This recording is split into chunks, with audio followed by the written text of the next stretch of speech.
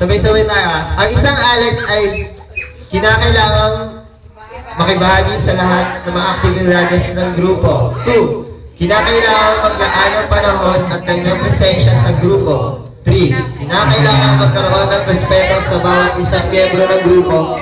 4. Kinakailangan isipin muna ang lahat ng salitang kanyang mga bibitawan sa kabila ng pagiging malaya sa kanyang pagpapahayag. Marunong makiramdam sa emosyon ng iba at mahilimig lamang kung walang sasabing maganda. 5. Kinakailangan hindi pikon, bagkus marunong umunawa. 6. Kinakailangan marunong magpakumbaba at pantay ang pagtingin sa bawat miyembro ng grupo. 7. Kinakailangan maging tapat, hindi sinungaling o mapagpanggap. 8. Kinakailangan hindi gumawa ng anumang kaguluhan o kasiraan na maaaring makaapekto sa imahe ng pagiging isang Alex. 9.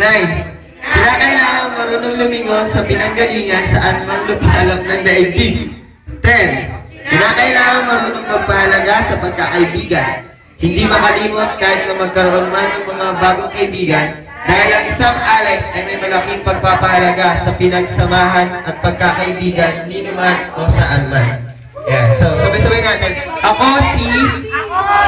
Sabihin ang pangalan, Rafi Alcantara. Bilang miyembro ng Alexandrite, batch 2003, ay nangangakong tutuparin ang mga batas ng pagiging isang Alex.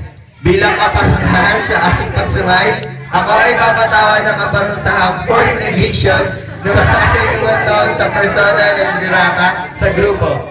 Yan. Tapos lalagdaan po natin, nilagdaan ngayong ika. Kaya po siya ng siyempre, taong 2,000 siyang sa Ferdinand de Silva. Ayan. Signed by Mr. Rafi Alcantara, President of Alexandrite Batch 2003. Ayan. The class is showcased the overall chairman and the Alex Union Award. Ayan guys, pero ano, yan.